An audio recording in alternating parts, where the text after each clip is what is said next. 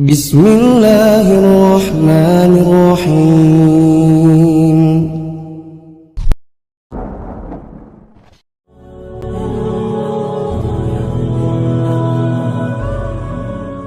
Assalamualaikum warahmatullahi wabarakatuh. Jamaah rahimakumullah, bagaimana ketika sholat? Kenapa kok malah hadir yang tidak terfikirkan? Ketika bertakbir seharusnya sudah benar menghadirkan Allah yang maha besar, tertuju kepada Allah, kok malah hal-hal yang lain. Dan ini banyak terjadi, bukan panjenengan sepertinya. Hampir kita semua insya Allah nih. Oke, sepakat. Nggih, malah terjadi sholat itu kadang ketika sholat malah menjadikan banyak solusi duniawi. Gini obatan, bukan solusi akhirat. Solusi duniawi apa? Itu tadi, ketika kunci ketinggalan di mana gitu, hadir ketika sholat. Oh iya, lupa di mana ya. Nah, ketika sholat ingat. Apalagi kalau imamnya bacanya panjang gitu. Dan nggak dipahami bacaannya juga sama makmumnya. Disitulah banyak terjadi. Nunggu imamnya bacanya panjang sekali, banyak solusi muncul di situ. Solusi duniawi. Apa tadi yang lupa gitu. Kadang mikir, oh nanti bisnis saya harusnya gini, kenapa nggak begitu ya? Oh harusnya begitu. Banyak muncul seperti itu. Itu namanya setan yang sedang masuk. Memang untuk mengganggu sholat kita, kehusuan kita. Maka bagaimana solusi yang harus kita lakukan untuk bisa seperti itu? Yang pertama adalah, itu kan bagian dari khusyuk. Sholat itu intinya khusyuk kan? Inti dari sholat adalah khusyuk. Maka yang harus kita perhatikan adalah bagaimana kiat-kiat agar kita bisa khusyuk. Yang pertama adalah mempersiapkan diri kita dulu. Secara fisik dan fisikis. Secara fisik apa? Ketika mau sholat, pilih pakaian yang terbaik karena sedang ingin berhadapan dengan Allah Subhanahu wa ta'ala. Pakai parfumnya yang terbaik karena sedang berhadapan dengan Allah. Dan Allah yang memberikan itu semua kepada kita. Allah yang memberikan rezeki untuk bisa beli baju yang baik, untuk bisa beli parfum yang baik. Pergunakan untuk berhadapan dengan Allah.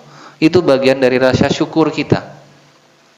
Jangan kebalik, panjenengan punya baju yang paling bagus, dipakainya paling jarang-jarang. Dipakainya pas kapan? Kondangan. Nggih napa boten? Padahal Allah yang memberikan rezeki kepada kita. Kenapa enggak dipergunakan kita beraudiensi dengan Allah? Kenapa tidak pergunakan kita berhadapan dengan Allah? Kok dipergunakan kita ketemu dengan manusia? Pilih baju yang terbaik ketika berhadapan dengan Allah. Gimana panjenengan akan khusyuk kalau pakai pakaian yang dipakai buat kerja dari pagi jam 8 hingga jam 12 dipakai, udah berkeringatan lain semacam, dipakai berhadapan dengan Allah.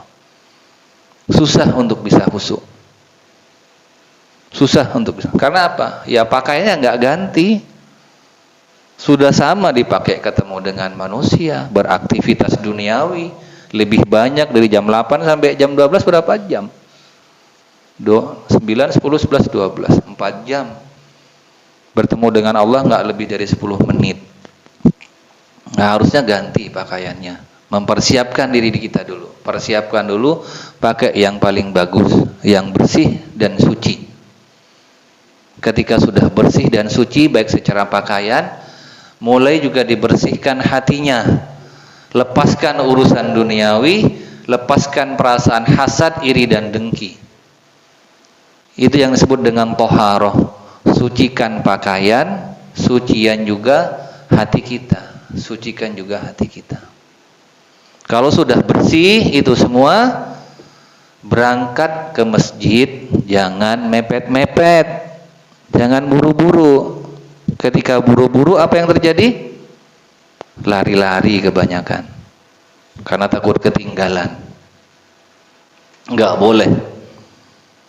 Ketika sudah iqomah nggak boleh lari, dilarang oleh Rasulullah ketika idza sami'tum iqamatis shalah famsu wil wiqar was sakinah. Jadi yang diperintahkan oleh Rasulullah ketika terdengar suara iqamah di masjid, tetap berjalan dengan anggun dan tenang. Gak boleh lari-lari.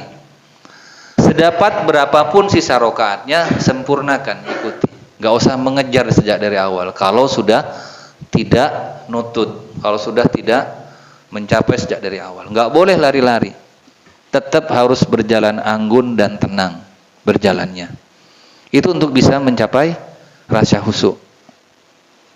Mungkin nggak kalau antum lari-lari gitu, terus Allahu Akbar, mungkin khusyuk nggak? Tidak akan khusyuk sama sekali. Ngos-ngosan yang tadi itu. Jangankan untuk sholat, ketika memiliki ujian Eptanas dulu, ketika Eptanas sudah sangat tua ya. Ujian soal apa yang diperintahkan? Datang lebih awal, lebih cepat, 15 menit atau 30 menit lebih awal. Gitu kan? Untuk apa? Agar tenang. Agar tenang, perasaan, fisik kita tenang sehingga bisa fokus. Sehingga bisa fokus. Diperlukan fokus, rasa tenang untuk bisa khusyuk. Salat itu diperlukan ketenangan agar bisa fokus. Karena ketika ngos-ngosan, ketika datang ke masjid sudah dalam kondisi cepet-cepetan, fisik ini, tubuh kita tidak sedang bisa kita kontrol. Antum nggak akan bisa kontrol ngos-ngosannya, nggak bisa dikontrol. Maka datang lebih awal, persiapkan agar tenang. Kalau tenang agar bisa lebih fokus. Ketika fokus bisa lebih khusyuk. Fokus dengan yang dibaca, fokus dengan gerakannya. Dan yang berikutnya agar bisa fokus adalah itu tadi, belajar dipahami bacaannya. Allahu Akbar, Allah yang maha besar. Tapi tidak perlu dilafalkan. Allahu Akbar, Allah yang maha besar. Bismillahirrahmanirrahim. Enggak perlu dilafalkan juga. Cukup dipahami. Kalau bisa sebelum berangkat sudah dipahami, dibaca. Enggak apa-apa, pelan-pelan dibaca terjemahan. Baca aja, cari buku yang ada terjemahannya. Dikumpulkan tulisan bacaan-bacaan dalam sholat, nanti dicari terjemahnya, mulai dibaca. Karena akan nikmat ketika panjenengan paham yang dibaca. Ketika bermohon kepada Allah benar-benar dari hati, bukan hanya sekedar dari lisan. Sehingga ketika sholat fokus dengan yang dibaca dan benar-benar berangkat dari hati dengan apa yang sedang dipinta. Makanya luar biasa, di sholat itu sudah merangkum semua yang kebutuhan yang antum inginkan. Apapun permasalahannya, apapun yang dipinta sudah terangkum semuanya di dalam sholat itu. Ada semuanya di dalam sholat itu. Mulai dari Al-Fatihah, pengagungan terhadap Allah, semuanya, doa-doa semuanya. Ada semuanya. Maka agar bisa fokus mulai belajar, dibaca terjemahannya. Dan yang terakhir jangan pernah lupa untuk berdoa, memohon kepada Allah Subhanahu wa taala. Ini yang sering lupa. Setiap apapun awali dengan doa kepada Allah, meminta kepada Allah agar dimampukan agar bisa khusyuk. Sebelum sholat juga berdoa kepada Allah agar diberikan kehusyukan dan agar tidak diganggu oleh setan. Itu mungkin tipnya. Jadi mempersiapkan diri kita, mensucikan kita baik secara pakaian, hati kita juga harus bersih terlebih dahulu, sempurnakan rukun dan syarat dalam sholatnya. Yang kedua, posisikan diri kita jangan terburu-buru, harus mempersiapkan datang lebih awal agar bisa lebih fokus. Yang ketiga, pahami bacaannya. Yang keempat, perbanyak doa, memohon kepada Allah. Baik, mudah-mudahan yang sedikit ini bisa bermanfaat buat kita semua, dan mudah-mudahan ini dicatat sebagai amal baik oleh Allah Subhanahu wa taala sebagai pemberat kebaikan kita di yaumil mizan. Kita mohon maaf atas salah dan khilaf. Kita akhiri dengan hamdalah dan doa kafaratul majlis.